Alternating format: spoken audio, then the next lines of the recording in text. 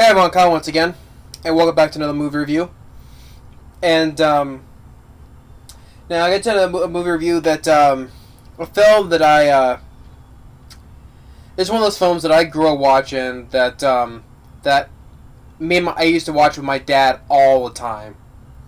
Back when I was a little kid, this is a film. It's one of those films that my dad and we would just watch all the time when I was a kid. Whenever it came on TV, and I still really enjoy this film, and it's another film that's based on a character from back then, like like the previous film, like that also took place during like the 1930s and 40s, but this is a character that's much older than the Phantom, because the Phantom was a comic strip back then, but this before that was back in like this character originated like in the 1920s or something, where it was like a character from back then, like from like the radio talk, storytelling on the radios and all that stuff, and what was it? Created in 1931. It's my mistake. That was on the 1920s. I don't know why I thought that far back, but yeah, 1931 by Walter B. Gibson. And my dad just loves this film because he used to play with me to say things all the time about the film, about the character, and that is of I also think like the Phantom, I do think this film is also underrated as well. I do think this film is underrated and it's very fun and entertaining, like the Phantom, and that is of The Shadow. Yeah. Like I said, my dad. We used to watch it all the time with my dad, and he would say, "The Shadow knows." Yeah, he used to see, and he used to say that all the time when I was a kid. You know, I was like, "The Shadow knows." Yeah. So yeah, I still had fun with this film. Now, I love the Phantom, but I do think I got a little bit more enjoyment to The Shadow than the Phantom. But I love the Phantom regardless. Billy Zane. He was great as the Phantom. Here, starring Alec Baldwin, and I think one of his best performance as the Shadow. And of course, we know how Alec Baldwin is nowadays. He's insane, crazy, but as an actor, I enjoy it. As an actor, I do enjoy Alec Baldwin. I mean, he was great as the Shadow. I thought he was a good villain in Mercury Rising with Bruce Willis. He was a good bad guy in that. But other films I liked Alec Baldwin. Of course, his worst film I reviewed long ago, The Cat in the Hat, where he was just embarrassing in that film. Well, with the nature this one gets, I'm sorry, this is much better than The Cat in the Hat. I know it's different genre, though, but I'm saying for Alec Baldwin. He embarrassed himself in that, though, but I think he has his best performance as the Shadow. My favorite film of Alec Baldwin. He did a great job as Lamont Cranston, aka the Shadow. And when the film came out, the film didn't do that well. 1994, basically the 4th of July weekend. Of course, there was competition. Of course, like a week or two before, they had The Lion King, and then also later during the summer we had Forrest Gump, and yeah. But more than that, though, probably because the film didn't do that well, because this is a character that was like from back in the day, and probably people back in the 90s, during the 90s, were not too familiar with the character of the Shadow. Or people were saying it's just that he was probably like a Batman knockoff, but I would think, because I don't see them as a part of it though, but the character of the Shadow was created before like years before Batman was a thing back in, when he first came out in his first comic book, Batman. This character was around years before Batman came around. But I don't think people weren't too familiar back then, so that's why the film didn't do that well, though, sadly. Like the Phantom, So, but for the budget, it was definitely on the screen, like the Phantom. This cost like $40 million. This made about $48. So he said this did a little bit better than the Phantom, because the Phantom was a bomb. But this film didn't do that well either worldwide, though. and it got like more mixed, like the Phantom, it got mixed reviews. Although, to my surprise, again, Roger Ebert, who praised the Phantom, he also gave praise to this film as well. Like it says on the back right here. If you like dark streets and women with scarlet lips and big fat cars with running boards, the look of this movie will work some kind of magic. That's what Roger Ebert says. So yeah, even he liked this film, much like the Phantom as well. But yeah, just the Phantom. I thought was like the Phantom. It was a fun, entertaining movie, especially for another period piece movie. Like I said, like to place like the 1940s. Where did this take place? The Phantom was like 1938, so took place in 1938.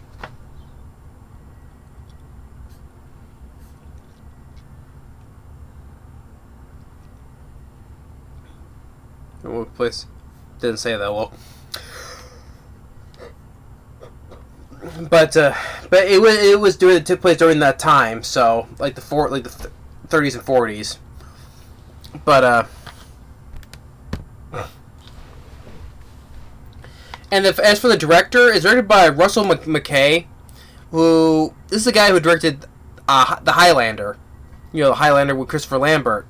He directed that film, and of course he directed the second film, which I actually like. I like the second film, The Quickening, which that's considered one of the worst movies ever made, though. But I like Highlander too. But Russell Mulcahy directed that film. He directed the first Highlander film. He directed the second film. Other films he directed, he also with Christopher Lambert. He also directed Resurrection, and he also directed called was it Deadly Trigger or was it Silent Trigger? I think it was called Silent Trigger. He directed that film, and then he also years before that, he directed the horror film of the killer boar called Razorback, which I also like. Razorback. I like that film as well. But this case is kind of like the last big budget film he did, because he didn't do much. He directed mainly television movies afterwards, and then television episodes afterwards. So that sucks, because I like Razorback, and I like Highlander as well as the sequel. So, but this is too bad about The Shadow, because I enjoy The Shadow a lot. Like I said, it was fun, entertaining, especially on a visual side, because the production design, how it was from the old days of New York, was well made, like was in the Phantom. And as for the cast, Alec Baldwin said he did a great job as the Shadow. You have Penelope Ann Miller, from Kindergarten Cop, The Relic, of course, with her role in the Adventures of Babysitting. I thought she was good. She did a good job. John Lone as your villain, as Khan, who's in the film, he's a descendant of Genghis Khan. John Lone, of course, when he played Ricky Tan from Rush Hour 2. He did a good job as the villain. I thought his villain was a very intimidating, I would say, because with his power, how he mind controls people, and like one point where there's a sailor when he was on top of the Empire State Building, right? And there's a sailor who criticizes the clothes that he wears. He uses his mind control and just makes that guy just jump off the building. Or another instance where he mind controls one guy who was a cab driver, and just makes him drive right into this gas tank and blows himself up. So this is a villain that you do not want to mess with, where he can just mind control you and just make you just basically make yourself commit suicide.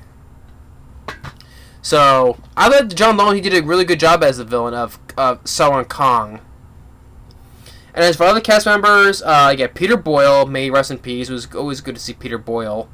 He's a cab driver who was saved by the Shadow, and he helps him as one of his agents. So Peter Boyle did a good job as well. You also have Ian McKellen, who plays Penelope Ann Miller's father, who's a scientist. Which is he started a comic book. Which also the Shadow later got into comic books as well. So before comic books, yeah, Ian McKellen, before starring in X-Men, he was in this film. Which is, I thought was an issue, one little nitpick, because for most of the movie, he's just mind controlled by the villain, though, for most of the movie. But that's a nitpick, though. But regardless, Ian McKellen did a good job, though. Jonathan Winters, may rest in peace, because, you know, I'm as a comedic actor I grew up with, I miss Jonathan Winters a lot. You know, from the Jonathan Winters show, of course, his role in It's a Mad, Mad, Mad World, and, of course, his last work, when he voiced Papa Smurf from the Smurf movies. But he plays, he's like the police chief, and, I think he's Alec Baldwin's, uncle in the movie, because Alec Baldwin calls him uncle. And, of course, Tim Curry. Of course, of course, Tim Curry, he's always, you know, acting crazy in films, you know, and, he's just really, you know, just making it, like, really hamming up in his performance like he usually does, and, I enjoy Tim Curry, but just, like, in the sense, chewing the scenery, if you want to call that sentence, but I always say he's always hamming up in his performance, and always being over the top when he can, you know, so I enjoy Tim Curry regardless. He did a good job. He was a little front role. He plays like a lackey to the villain, Kong, as his character named Claymore. And also a guy who I recognize has a small minor role in this film, Max Wright. Yeah, Max Wright, you know, played Willie from the TV show of Alf. Yeah, Willie from Alf. He has a little small role in this as one of the caretakers at the museum where Kong was at before he was released. I was like, oh yeah, Max Wright from Alf. It's nice to see him though. And of course he's passed away though. But sadly though, probably what I said before about Max Wright. I mean, for most part, I think that he does seem where he hated starring. Where he hated, you know, for the most part, he hated acting in the show Alf. He was just going through the motions, what he said, just for the paycheck and all that stuff. I mean, Max Wright, you know, I mean, rest in peace, Commandment, but I'm saying, whether you hated you working in the show or not, you were funny, and you did a good job in playing in the show Alf. You know, especially when his chemistry between his character of Willie and his relationship with Alf. And always doing his best to protect him as well. So, I mean, Max Wright, I mean, whether you hated working on the show or not, you were fun and funny and did a good job as the character of Willie in Alf. That's just the way I feel, though. But regardless of that, though, hey, it was nice to say, hey, there's Willie from Alf, yeah, a little small role. Even James Hong had a small role. It was like in the opening of the beginning of the movie. James Hong, you know, Lo Pan from Big Trouble in China, playing Ping, you know, Po's father from Kung Fu Panda, many other movies that I recognize James Hong. Oops, did it again. Hit the ring on the desk again. And speaking with rings, like I said, speaking with rings, like with Peter Boyle's character and this other guy that in this opening where Alec Baldwin as the Shadow, where he saves a guy from some gangsters. He has, like, you know, cement shoes from being tossed over the bridge, and when he saves the guy, Peter Boyle gives him this guy this ring where you work for the Shadow, where you are an agent of him. Wherever he needs help, you help him, and you can tell if you're an agent, you have a ring on. That's where you tell you're an agent of the Shadow.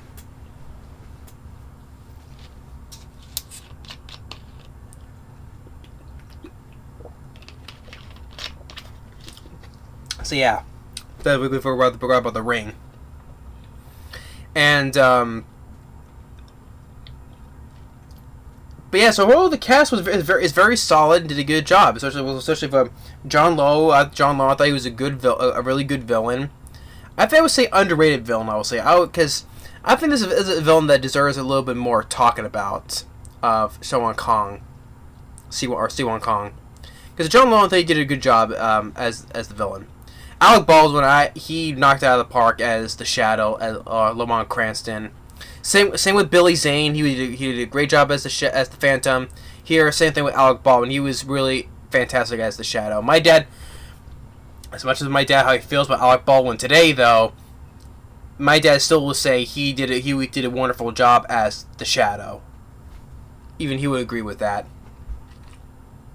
Yeah, because it was really fun back when I was a kid. Me and Dad used to watch this film all the time together.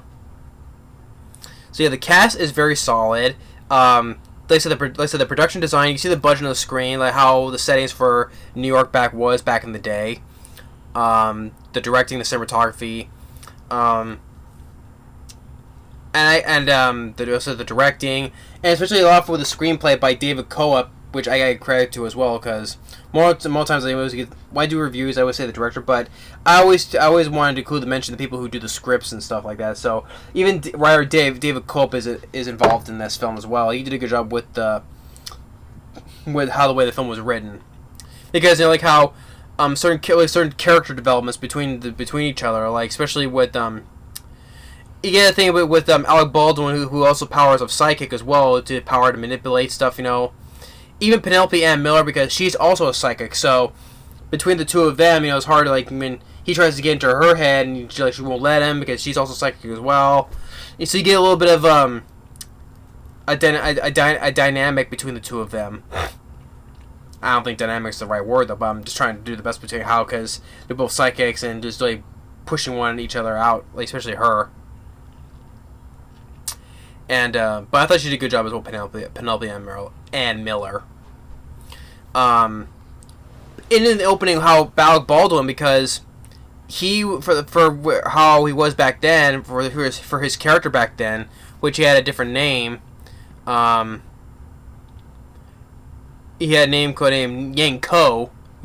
He was a warlord, so he was a bad guy originally, but he was taken to this holy man who knows who he is, and basically chance to help save his own life. Make him bring himself back who he was before, and which he passes, and then he ends up becoming the Shadow. So yeah, so he basically looks at basically, so how the tagline says who knows what evil lurks in the hearts of men. Basically, so he was made up kind of like how he made himself become back the way he was. Like, he lurked in the evil within himself, basically. And then he becomes the Shadow, and he's doing that to help out others who also need, especially essentially the dark, the evilness in men. Especially when he goes back to New York. And you get that opening on the bridge where these gangsters are about to throw this guy in cement shoes off the bridge.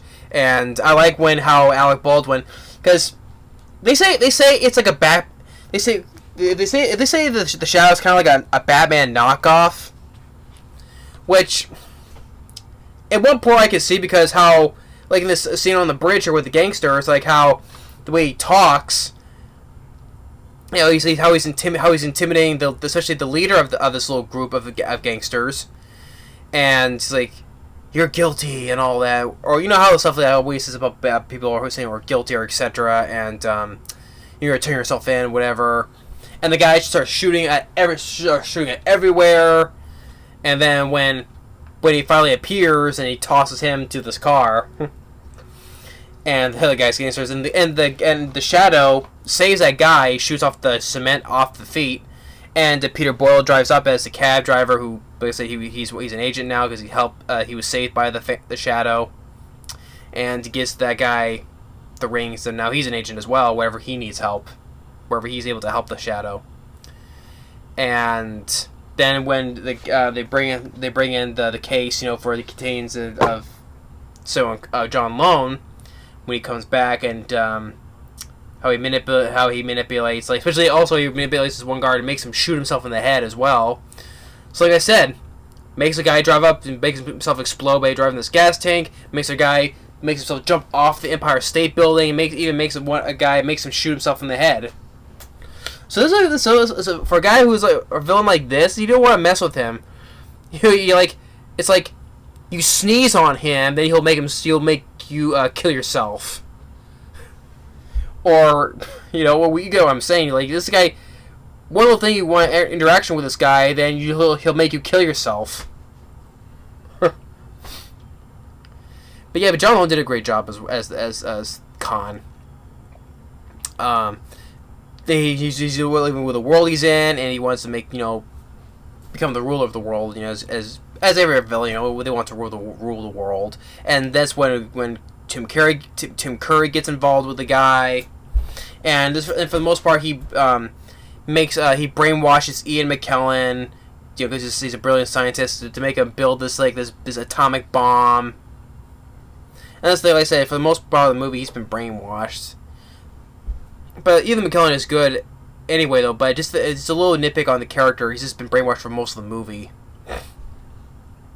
And like I said, more with the production and effects, which in a way I like this. I like this effect because for the most part I like how, because only Alec Baldwin sees it, because there's empty lots in the middle of New York, right? And he knows that there's this giant hotel called the Hotel Monolith.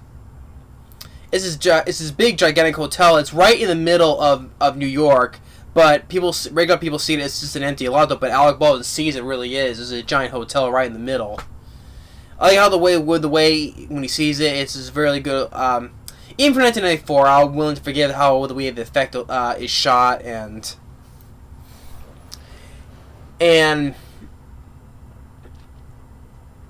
let's say with Penelope and Miller, how she's a sidekick, and you try to look into his past, later on she sees how he was back then, and tells him, it's all in the past, you are who you are now. And then, of course, when then Blair towards the end of the film.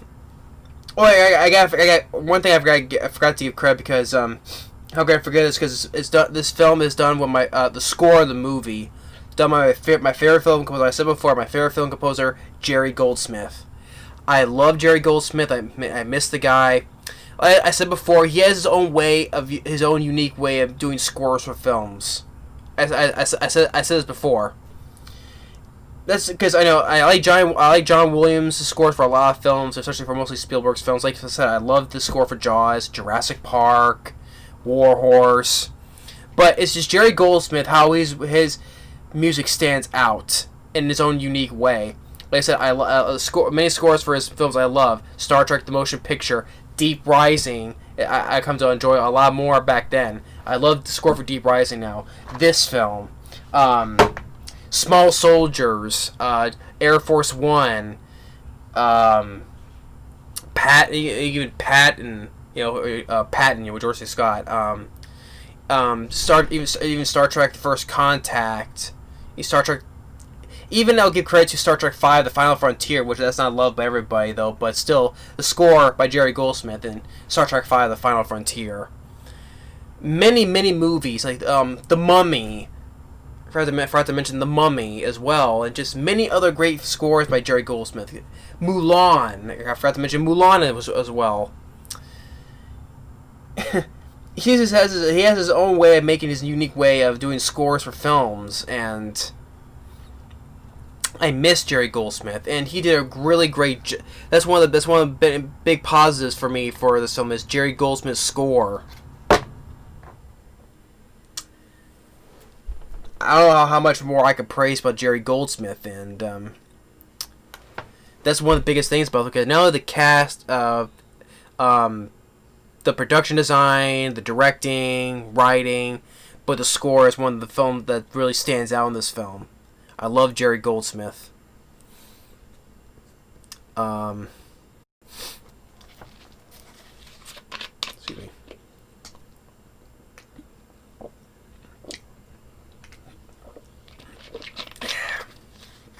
Throat's getting a little dry, so that's why I'm taking a drink here. But yeah, just But like I said, I love the Phantom though. But this is a lot of things I like more, because like I said, with how the way stuff going for it. But of course, I love the Phantom regardless. Though I said my praises about my review of that film, so you can check that out. But this is stuff I grew up with the Phantom more though, especially also because especially this is a film I loved watching with my dad. You know, he always loved when I was a kid. He was saying, quoting, you know, the shadow knows. You know, it's the sun, and also the quote that the shadow says, you know, was that the sun is bright and the ice is slippery. And then getting into like more in the last half of the film, jumping ahead because I don't want to do too much like more in the middle though, but still, like when the bomb is finally assembled and when he's in the hotel, and when he does with Tim Curry, how it's just Tim Curry he's once again he's being hammy over the top, you know, he's just losing his like he's shooting all around in circles in this ballroom, and it's like, chicken, sissy, come on, fight like a man. With Alec Baldwin makes his, you know, with his mind makes him kill himself by jumping out this window. And then when he finally faces with John Lowe, and when he finds this knife this dagger or this knife that's alive, which appeared at the beginning of the movie, and which is actually the voice of that knife is actually played by Frank Welker, which I've said before. This guy does like voices for pretty much everything, whether it's in cartoons, especially Scooby-Doo and Freddy, or in other live action movies. Frank Welker, you know, like I said, he does voices for pretty much everything. He voices this dagger that's alive, and which it was at the beginning of the movie, and until finally Alec Baldwin uses his mind control and uses it against Khan, stabs him, and also really I mentioned the costume of the Shadow I always loved. You know, the almost like a gangster type of costume though, with a hat and the large coat and the scarf. Well, and the scarf that makes it stand out where he wraps around like this, and then the quick draw double guns, the silver guns. I always love the look of the Shadow, how Alec Baldwin's design of the costume. I think that's what was more accurate back then. How it was for the costume, I think it was back then. If so, I love the outfit, the costume of the Shadow. And then after he gets stabbed, Ian McKellen's mind is free, and the reveal of the building is exposed to everybody. And then since Ian McKellen is free of the mind control, Penelope and Miller together try to stop the bomb. Accidentally they try to cut the wire, but wrong one, and it ends up rolling away, and start going after it. Like they go upstairs, and then it's rolling downstairs. They had to get out of the way. For some reason, back then when I was a kid, that was one thing that stood out in my mind back when I was a kid, was that one scene. Because one thing I remember back then watching when I was a kid was that one scene where they try to go after the bomb, and they go upstairs, and it's actually rolling back down towards them. I don't know why that scene just stood out for me the most when I was a kid. I don't know why. But then it gets caught in the elevator. It doesn't go down the elevator, but it caught in the gate. But they eventually cut the wire and stop the bomb. And then you get the scene with Alec Baldwin, you know, from where John Lowe is, in this wall of mirrors. This hallway of mirrors, which actually there was a more of an extended scene with this whole thing with this hall of mirrors, where it was an extension where Alec Baldwin, he's confronting like the mirrors of his image of his past, and he has to fight that, and that's when he takes out Khan afterwards with the shard of glass slash at his head. That was more of an extended scene though, but since there was a trouble during production, I think there was an earthquake that destroyed most of that set, so that's why they cut that. It was cut short basically, which sucks. I would like to see more of that though, but of course, like I said, Mother Nature is unpredictable, so they had to finish what they had to work with. So I can't really blame it on that though. Well, it wasn't the people's fault. It was Mother Nature that was at fault. But yeah, but that was more of an extended on of that scene though. But then how he takes out Khan is how, like I said, he uses his mind to pick this one shard of glass and just stabs it right into Khan's head. That was a cool way. And it looks like Alec Baldwin, how his presence, how he uses his mind control, and it's like this. He's like, yeah. But it was like Alec Baldwin. He did a really great job. And then afterwards, when Khan, he's put in a psycho ward where he tries to use his mind control on this one guy, but the guy is not affected because he did stitches. You see the stitches on his head where they cut out a piece of his brain, which that was a part where he uses his telepathy, mind powers. So they took that out, and the guy's like, "Hey, I'm Khan. I'm a descendant of Khan." And then you hear other crazy inmates saying, "I'm Houdini, and I'm this other person." But that one guy, that orderly that was with him, he's also an agent of the Shadow with a ring. And I forgot to mention how the agents, where they give information to the Shadow, they send them in these messages in these tube things. You know, for back then, how they do search way to. I don't think that was the thing back then, but it was a thing. It was an oldies thing back was, where they send messages down these freaking tube things, and that's how they receive the messages. You see, I think you do, or which we're speaking of, you do see that. I think I remember seeing that in the John Wick movies, where all the people working behind the scenes on the computers, how they send messages about this person with their bounties being on them. Not only that, they stamp their file on them, and then they send messages through the tube and all that. I think I remember seeing that in the John Wick movies as well. So yeah, you see this here where they send messages through these tube things. Like I said, the production said this film is. You definitely see it on the screen, and then it ends with Alec Baldwin in his Shadow attire, basically, like there. But yeah, I love the Shadow. It's just it's about the well, of course, like the Phantom, this had gained the cult following over the years, but I still think this film and the Shadow are still both underrated superhero movies. Like I said, they think it's a Batman knockoff though, but in some aspects though, but I don't think he's not fully a full-on Batman knockoff. Although you can kind of see he is kind of Alec Baldwin does kind of like playing like the Bruce Wayne type, and then playing Batman as the Shadow, because he does like as Lamont Cranston. It does look like he is kind of like playing as Bruce Wayne in a way.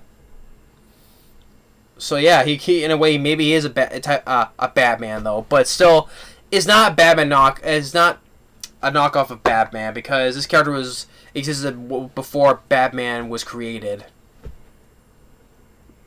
So, yeah. To me, that's why I feel about it, though. Or maybe that's how the creator of Batman, Bob Kane, yeah, it was Bob Kane. Maybe he took aspects of the Shadow, and back then made it turned as Batman. So who knows? But yeah, I love the Shadow. If I want to ask my dad if he want to watch this, I'm sure he would want to watch it again. Because there's very few films that I grew up watching with my dad and that we both enjoy. This is definitely one of them. But Alec Baldwin, he did a great job as Lamont Cranston, aka the Shadow. Especially the way he talks, when he is a Shadow, the way he talks, like I'm right here, or you're guilty of this, and the way he laughs. Yeah, he was fantastic as a Shadow. This is easily one of Alec Baldwin's best performances. And like I said, John Lowe, I think he's an underrated villain as Khan. Great job. Penelope Ann Miller was fine as well. Same with Ian McKellen. Even though, yeah, he's brainwashed for the most of the movie, though, but still, he's found what he had to work with. Tim Curry, like I say, he's once again hamming it up. His performance, he's always fun to watch. Tim Curry. Jonathan Winters, rest in peace. I miss Jonathan Winters as the police chief. Like I said, I really do miss Jonathan Winters. And Peter Boyle as well, same thing too. It was always good to see him as well. I said the writing by David Cobb. I thought he did a very solid job with characters, and the story was, and the directing by Russell Mulcahy, really great. And like I said, the effects from back then, I thought for the time was very decent as well. And the pacing of the film, what was this on for? It's on for 107 minutes, but I thought it was very well pasted. The pacing I thought was fine for 107 minutes, minus end credits though.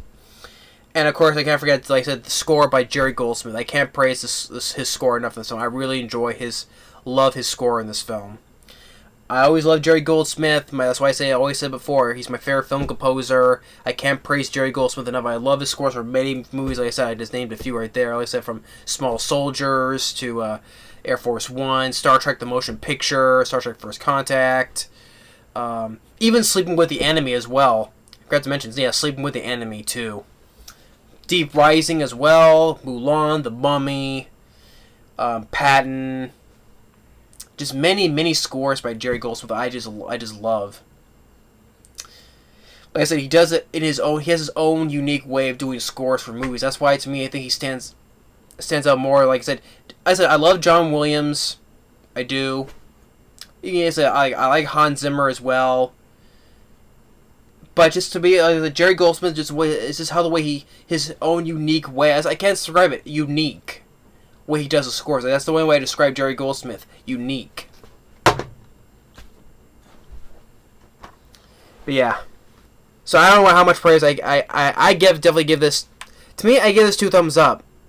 To me, yeah, this says a lot for me about how much I love The Shadow. 2 thumbs up. I think this is, like the Phantom, this is an underrated superhero movie. Very criminally underrated. I think this film deserves, even though it has a cult following, I think it deserves a little bit more love and respect. I love The Shadow. My dad loves this film. And so. And if anyone's not seen this film, please, I recommend you check out The Shadow. Even if you like it, if you like it, great. If you don't, that's perfectly fine too. Because like I said, we all here to agree or disagree what we do or do not like. If you don't like the film, that's fine. I'm not gonna hold nothing against you. But if you enjoy the film too, that's great too. So if you haven't seen the film, I recommend you check it out. Check it out, The Shadow. Yeah, it took a lot of time. I was like, catch your breath there, because I think I'm getting a little too overexcited about this film, though. But it's too bad this film didn't do that well, critical or box office wise. So, but anyway, that's my very good review of The Shadow. So I give this film a thumbs up, 2 thumbs up actually. But yeah, that's The Shadow. The Shadow knows. I just can't help myself, because that's how much I love this film. But thanks for watching, and stay tuned for the next movie review. Later.